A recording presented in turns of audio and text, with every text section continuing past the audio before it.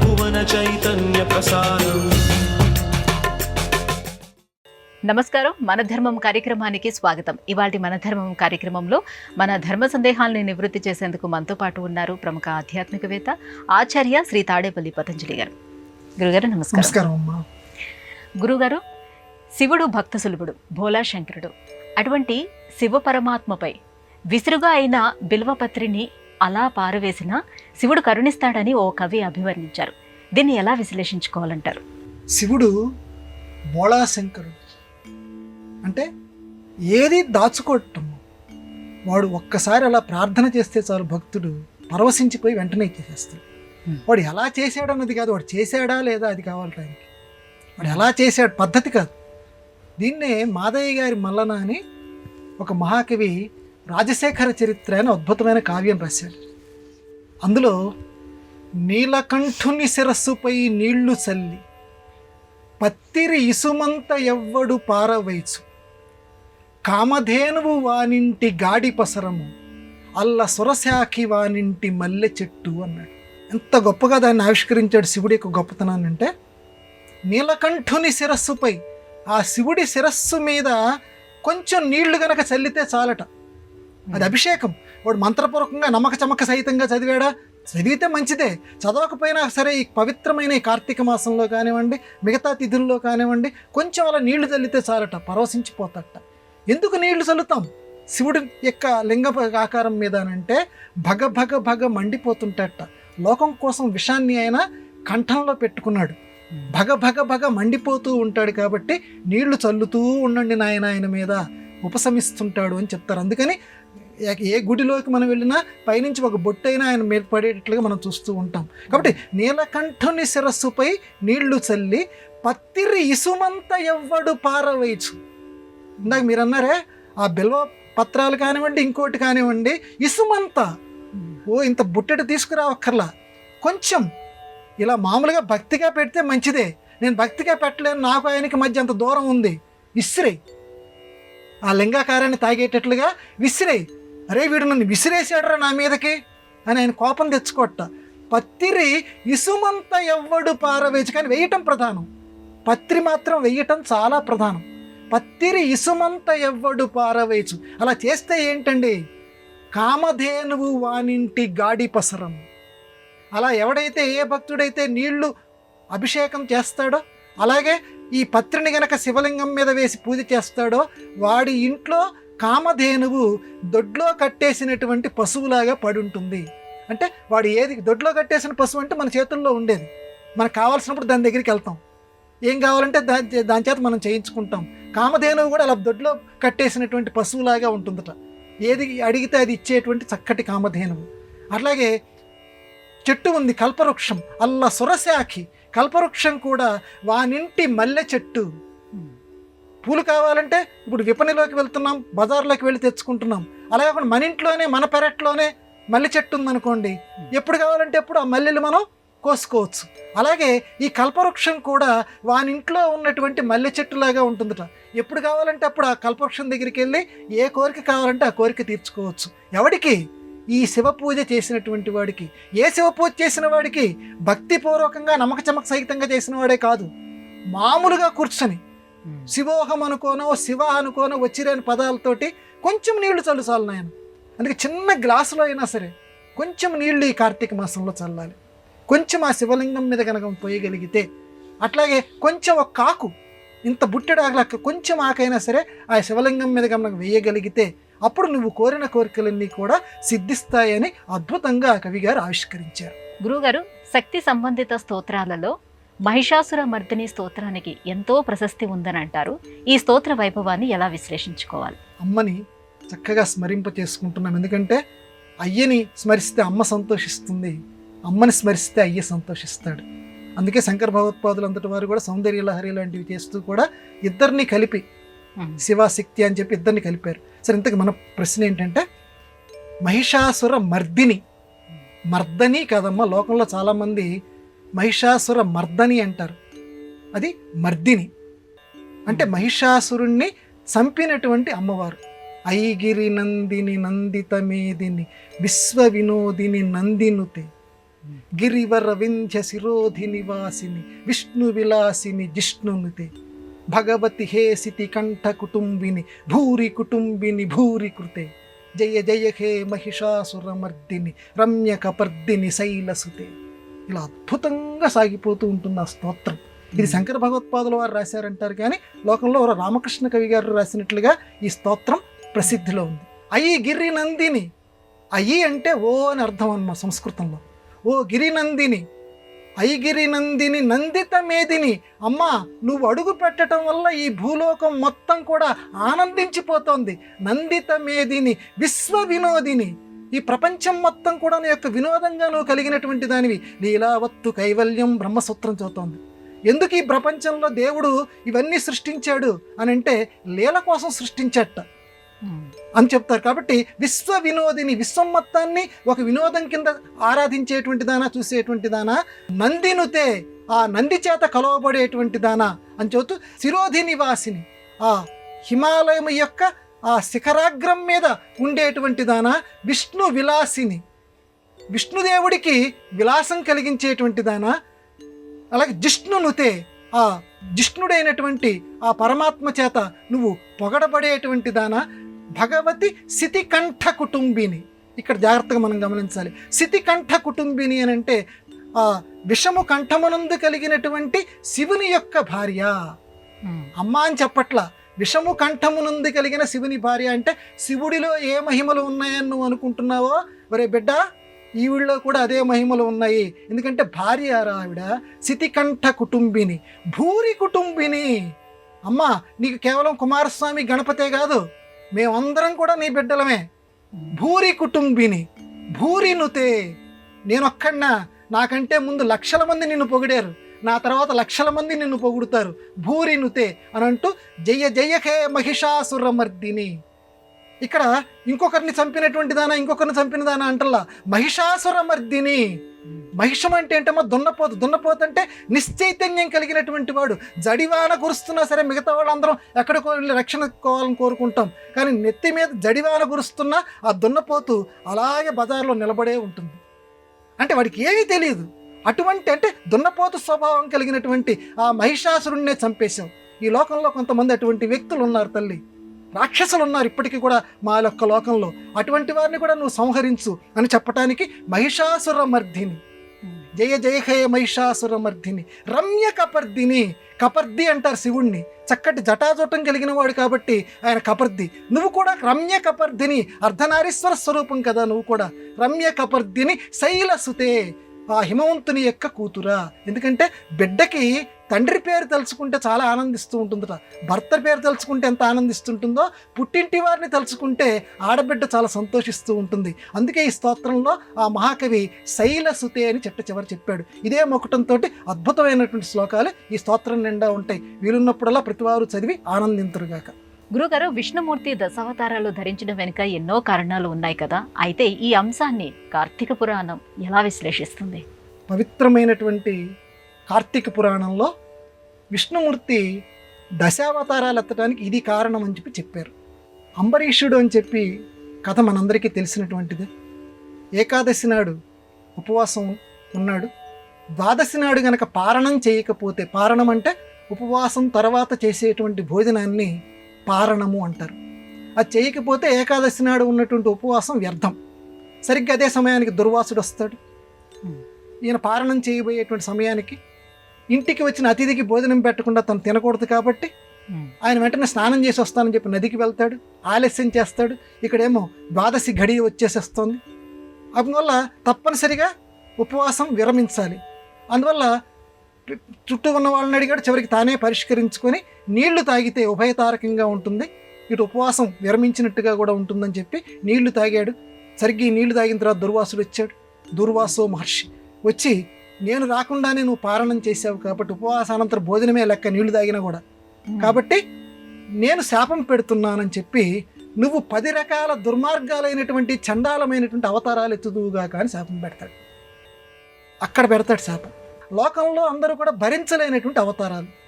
మత్స్య, చేప, అంటే గర్వించటానికి వీలు లేనటువంటి అవతారాలు నువ్వు ఎత్తుదువుగాక అంటాడు. ఇంత గర్వంతో నువ్వు దుర్వాసుడంతటి గొప్పవాడు ముని నేను వచ్చినా కూడా లెక్క పెట్టకుండా నువ్వు పారణం చేసావు కదా, ఉపవాసానంతర భోజనం నీళ్ళ ద్వారా నువ్వు స్వీకరించావు కదా, అందువల్ల నువ్వు గర్వపడటానికి వీలు లేనటువంటి 10 అవతారాలు ఎత్తుదువుగాక అని చెప్పి మత్స్య కూర్మ వరాహ ఇలాంటి అవతారాలు నువ్వు ఎత్తమని చెప్పి శాపం పెడతాడు. అయితే భక్తుడు భగవంతుడి కంటే కూడా ఇద్దరిలో ఎవరు గొప్పవారు అంటే భగవంతుడి కంటే కూడా భక్తుడు గొప్పవాడు. ఆ శాపం పెడుతున్నప్పుడు అంబరీషుడు హృదయంలో ఉన్నటువంటి విష్ణుమూర్తిని తలుచుకుంటున్నట్ట. ఆ శాపం పెడుతున్న విషయం కూడా అంబరీషుడికి తెలియదు. లోపల ఉన్నటువంటి విష్ణుమూర్తి ఆ దుర్వాసుడి యొక్క మాటలు వింటాడు. 10 అవతారాలు ఎత్తమన్నావా, సరే భక్తుడు ఎత్తమంటే పాపం వాడెక్కడ కష్టాలు పడతాడు, ఆ 10 అవతారాలు ఏవైతే ఉన్నాయో ఆ 10 అవతారాలు నేనే ఎత్తుతాలే అని తర్వాత దుర్వాసుడు ఈ చక్రం ప్రయోగించిన తర్వాత లోకాలన్నీ తిరుగుతూ ఉన్నటువంటి సమయంలో మళ్ళీ విష్ణుమూర్తి దగ్గరికి వచ్చి శరణు వేడుకున్న సందర్భంలో ఇలా నువ్వు తిట్టావు 10 అవతారాలు ఎత్తమని చెప్పి గర్వం లేనటువంటి అవతారాలు, ఆ 10 అవతారాలు నువ్వు బ్రాహ్మణుడివి గొప్పవాడివి కాబట్టి మునివి కాబట్టి నీ యొక్క మాటల్ని నేను గౌరవిస్తున్నాను, ఆ 10 అవతారాలని నేను ఎత్తుతాను అని చెప్పాడు. ఇందులో ఈ గర్వం లేనటువంటి అవతారాలు ఏంటి, గర్వపట్టానికి వీలు లేనటువంటి అవతారాలు అంటే సరే మత్స్యం గర్వం లేనటువంటి, ఎందుకంటే అది గర్వపట్టానికి వీలు కలిగినటువంటి రూపం కాదు. కూర్మం తాబేలు, వరాహం అది కూడా గర్వపట్టానికి వీలు లేనటువంటి రూపం. అలాగే వికృతాననుడివి కమ్మంటాడు ఇంకో అవతారం, అంటే సగం సింహం సగం మనిషి, వికృతాననుడివి కమ్మంటాడు. అలాగే ఆత్మజ్ఞానం లేనటువంటి స్వరూపం అవతారం శ్రీరామచంద్రమూర్తి అవతారం. ఆత్మజ్ఞానం కోసం వశిష్ఠుడి దగ్గరికి వెళ్తాడు శ్రీరాముడు, అందుకని ఆత్మజ్ఞానం లేనటువంటి అవతారం ఎత్తమంటాడు. అలాగే క్షత్రియుడిగా ఉండి కూడా రాజ్యాన్ని పరిపాలించడానికి వీల్లేని అవతారం శ్రీకృష్ణ అవతారం. అలాగే పాషండుల యొక్క ఉపదేశం చేస్తూ వాళ్ళకి ఆ రకంగా బతకమని చెప్తూ ఉండేటువంటి ఒక వృత్తి బుద్ధావతారం. పవిత్రమైనటువంటి జన్మనెత్తి అందరినీ క్రూరంగా హింసించేటువంటి అవతారం కల్కి అవతారం. ఈ రకంగా ఇటువంటి అవతారాలు ఎత్తమని చెప్పి దూర్వాసుడు చెప్తే ఆ అవతారాలని నేను ఎప్పుడు ఎత్తాలో ఆ రకంగా ఎత్తి నా భక్తుడి కష్టం కలిగించకుండా ఉంటానని చెప్పి విష్ణుమూర్తి స్వయంగా దూర్వాసో మహర్షికి కార్తీక పురాణంలో చెప్తాడు. ఇక్కడ మనం నేర్చుకోవాల్సిన విషయం ఏంటంటే భక్తుడిని, తనను నమ్మిన భక్తుడిని భగవంతుడు సర్వదా రక్షిస్తూ ఉంటాడు, వాడికి వచ్చిన కష్టాలని తన మీద వేసుకుంటాడు. అది ఇక్కడ మనం ప్రధానంగా గ్రహించవలసిన విషయం. గురుగారు, జెండాపై కపిరాజు రెపరెపలాడుతూ ఉంటుంది. విజయ పతాకంపై హనుమంతుడు వెలుగొందడానికి కారణం ఏమిటి? అర్జునుడి రథంపై ఉన్న జెండాపై హనుమంతుడి చిత్రం ఎందుకుంటుంది? జెండాపై కపిరాజు ముందు శతవాజశ్రేణియం గుర్చి నే దండంబున్గొని తోలు అని చెప్పి శ్రీకృష్ణ పరమాత్మ తిరుపతి వెంకట కవులు రాసినటువంటి పాండవోద్యోగ విజయాల్లో అంటాడు. ఒరే, నిండు సభలో రాయబారానికి వెళ్ళిన సందర్భంలో ఒక్కసారి ఊహ చెయ్యండి, రాబోయే పరిణామం ఏంటో చూడండి. నేను సారథిగా రథం తోలుతూ ఉంటాను, జెండా మీద హనుమంతుడు ఉంటాడు, అటువంటి రథం, ఆ రథాన్ని నేను తోలుతుంటాను. ముందు శతవాజశ్రేణియం గుర్చి తెల్లటి గుర్రాలని కూర్చుకొని నేను రథం తోలుతూ ఉంటాను. అప్పుడు ఆ అర్జునుడు బాణాలు వేస్తూ ఉంటే అందరినీ దునుమాడుతూ ఉంటే అప్పుడు కుయ్యో మొర్రో అన్న ఒక్కండును నీ మొర ఆలకింపడు కృష్మానాథ సంధింపగన్.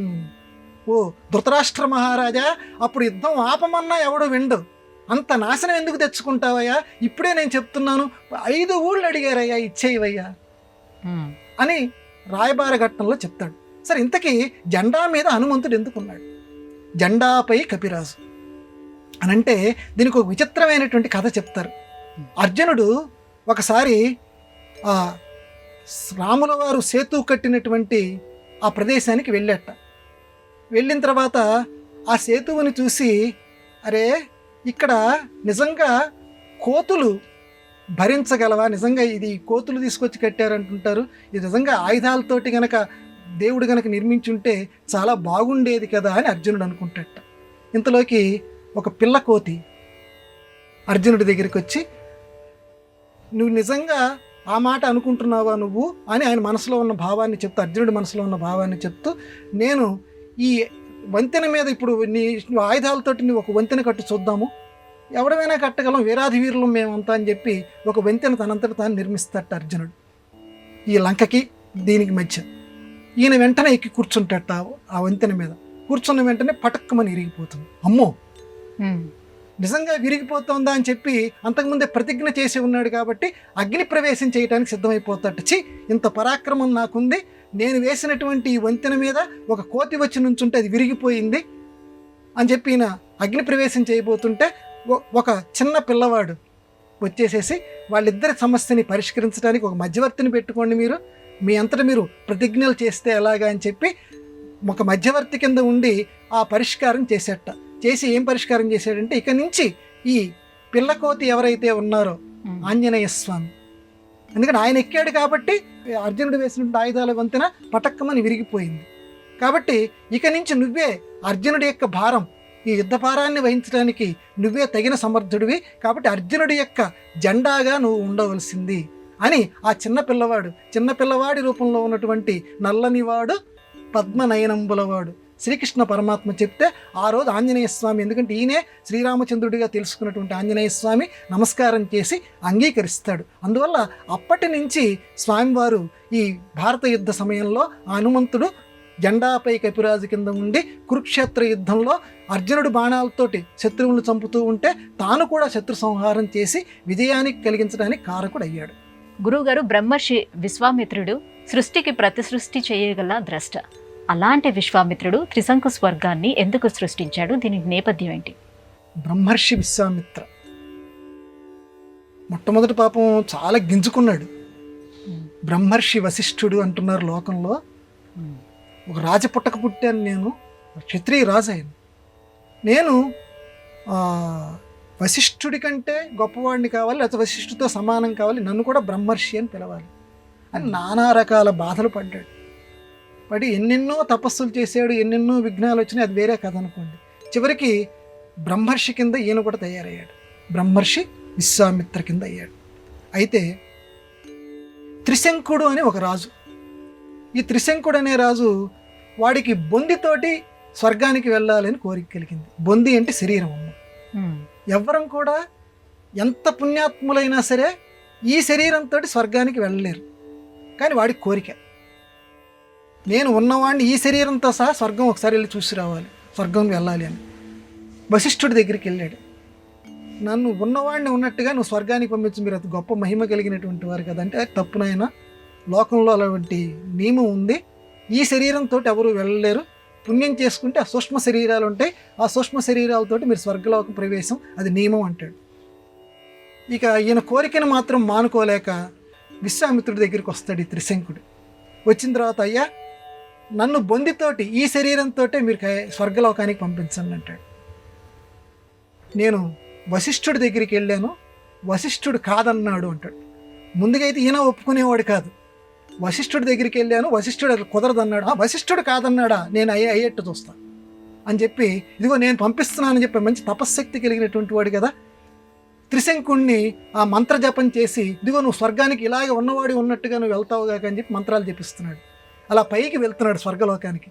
వెళుతూ ఉంటే పైన ఉన్నటువంటి ఆ స్వర్గలోకంలో ఉన్నటువంటి ఇంద్రుడు మొదలైనటువంటి వాళ్ళు, ఇదేమిట్రా బాబు లోకానికి విరుద్ధంగా వీడు వస్తున్నాడు అని చెప్పి ఆ స్వర్గానికి దగ్గరగా వస్తున్నటువంటి త్రిశంకుణ్ణి కిందకి తోసేశారు, స్వర్గ ప్రవేశం చేయకుండా. కిందేమో విశ్వామిత్రుడు ఉన్నాడు, పైనుంచి కింద జారిపోతున్నాడు త్రిశంకుడు. అయ్యా నన్ను కిందకి దోసేస్తున్నారు, పైకి రానివ్వట్లేదు, వారు నేను పంపిస్తే నిన్ను కిందికి దోసేస్తారా, ఉండు అని చెప్పి నేను ఒక స్వర్గాన్ని ఇక్కడే సృష్టించేస్తాను, వాడు స్వర్గానికి రానివ్వని అన్నాడు కదా, ఇక్కడే స్వర్గాన్ని సృష్టిస్తాను, మరో ఇంద్రుడిని సృష్టిస్తాను, దేవతల్ని సృష్టిస్తాను, ఏమనుకున్నావో అని చెప్పి ఒక్కసారి ఆ మధ్య స్వర్గాన్ని సృష్టిస్తాడు. ఆ త్రిశంకుడు భూలోకానికి కింద పడకుండా, అటు పైకే వెళ్లకుండా, అక్కడ దాన్నే త్రిశంకు స్వర్గము అంటారు. త్రిశంకుడి కోసం ఒక స్వర్గాన్నే విశ్వామిత్రుడు సృష్టించాడు. తర్వాత వెంటనే ఇంద్రుడిని కూడా సృష్టిస్తానన్నాడు కదా, దేవతలను కూడా అది మొదలు పెట్టబోతుంటే ఒక్కసారి అందరూ వచ్చి శరణు పెడతారు, బాబు సృష్టికి విరుద్ధమైనటువంటి పనులు చేయకు, లోకంలో ఇలాంటివి చేస్తే సృష్టి వ్యతిరేక్తం అవుతుందని చెప్పి అందరూ బతిమలాడితే అప్పుడు మరొక ఇంద్రుడిని సృష్టించడం మానుకుంటాడు, దేవతలను సృష్టించడం మానుకుంటాడు. దీనికి పరిహారంగా మరి ఈ వీడిని స్వర్గలోకానికి తీసుకెళ్ళండి అని చెప్తాడు. త్రిశంకున్నప్పుడు స్వర్గలోకానికి తీసుకెళ్తారు. ఇది విశ్వామిత్రుడి యొక్క త్రిశంకు స్వర్గ సృష్టి. అంటే ఇక్కడ ప్రధానమైనటువంటి ఉద్దేశం ఏంటంటే, మనిషి రూపంలో విశ్వామిత్రుడికి మానవ జన్మ ఎత్తాడు కదమ్మా, మనిషి తలుచుకుంటే ఏదైనా చేయగలడు తపశ్శక్తితోటి అని నిరూపిస్తుంది ఈ కథ. గురుగారు, క్రోధ సంభవ అని లక్ష్మీ అష్టోత్తరం అమ్మవారిని స్తుతించింది. క్రోధం నుంచి అమ్మవారు ఉద్భవించడం ఏమిటి? ఇందులో ఉన్న ఆంతర్యం ఏమిటి? కోపం ప్రవర్తనలో గనక ఉంటే దాన్ని క్రోధము అంటారు. ఆ రెండు పదాలకి మధ్య ఉన్నటువంటి తేడా అది. కోపాన్ని గనక మనం అదే పనికి కలిగి ఉండి ఎదుటివాడి మీద ఆ కోపంతో కూడిన ప్రవర్తన చూపిస్తే అది క్రోధము అంటారు. అమ్మ మరి క్రోధ సంభవాయ నమః అని లక్ష్మీ అమ్మవారి స్తోత్రంలో ఉంది. మనకి వెంటనే అనిపిస్తుంది ఏదో మంచిలోంచి పుట్టిన తల్లి నీకు నమస్కారం అంటే బాగుంటుంది, కానీ క్రోధంలోంచి పుట్టినటువంటి తల్లి నీకు నమస్కారం అంటున్నావు ఏమిటి అని అనిపిస్తుంది. అనిపించడానికి కారణం కూడా ఉంది. నిష్క్రోధ క్రోధ శమని లలితా సహస్రనామం. లలితాదేవి అన్నా కూడా లక్ష్మీదేవే కదా. మరి లలితా శాస్త్రంలో ఏమో నిష్క్రోధ కోపము లేనటువంటి తల్లి నీకు నమస్కారం, నిష్క్రోధాయ నమః అని. అక్కడేమో క్రోధం లేనటువంటి తల్లి నీకు నమస్కారం అంటున్నాడు. క్రోధ శమని కోపాన్ని తగ్గించేటువంటి తల్లి నీకు నమస్కారం అని లలితా శాస్త్రంలో మనం చక్కగా పవిత్రంగా మనం చదువుకుంటున్నాం. మరి అదే నోటితోటి మనం లక్ష్మీ అమ్మవారి యొక్క స్తోత్రంలో క్రోధ సంభవాయ నమః అని అంటున్నాం. దీనికి పరిష్కారంగా పెద్దవాళ్ళు ఎందుకని ఇట్లా రెండు వ్యతిరేక్తంగా ఉన్నాయంటే దీనికి పరిష్కారం ఏమని చెప్పారంటే ఉండవలసిన సమయంలో కోపం ఉండాలట. ఎందుకంటే మహిషాసురుణ్ణి చంపటానికి దేవతలందరూ కోపం వహించారు. విపరీతమైన కోపం, ఒక్కడు కాదు ముక్కోటి దేవతలు. అంతమంది యొక్క కోపంలోంచి వాళ్ళ కోపంతో కూడిన ప్రవర్తన క్రోధంలోంచి అమ్మవారు పుట్టారు. దుర్గాదేవి ఆ కోపంలోంచి పుట్టిందట. అందుకని ఆవిడ క్రోధ సంభవాయ నమః. ఆ కోపంలోంచి పుట్టింది కాబట్టి దుర్గా అంటే అందరూ భయపడిపోతారు. అందువల్ల మహిషాసురుడు అంతటి వాడు కూడా భయపడిపోయాడు. అందువల్ల అవసరమైన చోట, మన ఇంట్లోనేనమ్మా, పిల్లవాడిని మందలించే చోట మందలించాలి. అది కోపం అనేది హృదయం నుంచి వచ్చింది కాదు, పెదవి చివరి నుంచి వచ్చింది. కూతా ఏంట్రా పని అని అంటే వాడు కొంచెం అది తప్పుడు పని అని తెలుసుకొని మంచి మాటగా మంచి మార్గంలో నడవటానికి వాడు ప్రయత్నం చేస్తాడు. తల్లి ఏ రకంగా వాడిని సరిదిద్దటానికి కోపాన్ని వహిస్తుందో బిడ్డని సక్రమదారిలో పెట్టడానికి, తల్లి లోకాలన్నింటినీ ఏలేటువంటి తల్లి ఆవిడ కూడా దుష్టులైనటువంటి పిల్లల్ని చక్కగా సక్రమ మార్గంలో పెట్టడానికి కోపాన్ని అప్పుడప్పుడు వహిస్తూ ఉంటుంది. దుర్గాదేవి యొక్క స్వరూపాన్ని ఆవిడ వహిస్తూ ఉంటుంది కూడా. అందువల్ల ఆవిడ్ని క్రోధ సంభవాయ నమః అన్నారు. మరి నిష్క్రోధ, ఆవిడికి ఎటువంటి కోపము లేదు. లలితాదేవి అంటే లలితత్వం కలిగినటువంటిది, మృదు స్వభావం కలిగినటువంటి తల్లి. అంటే కోపం లేనటువంటి ప్రవృత్తి కలిగినటువంటి వారు శాంత మనస్కులు ఎవరైతే ఉంటారో, అమ్మ మాకు శాంతాన్ని ప్రసాదించని కోరుకుంటే అప్పుడు ఆవిడ నిష్క్రోధ. కాబట్టి రెండు రూపాలని ఆ రకంగా మనం సమన్వయం చేసుకోవాలి. గురుగారు, ఇవాళ మన ధర్మం కార్యక్రమంలో మాకు వచ్చినటువంటి ఈ ధర్మ సందేహాలన్నీ కూడా నివృత్తి చేసినందుకు ధన్యవాదాలండి. నమస్కారం అమ్మా. ఇది ఇవాళ మన ధర్మం కార్యక్రమం. రేపటి మన ధర్మం కార్యక్రమంలో మళ్ళీ కలుసుకుందాం. నమస్కారం. ఈ కార్యక్రమాన్ని తిరిగి చూడాలనుకుంటే www.youtube.com/ETV Life Spiritual లో చూడవచ్చు.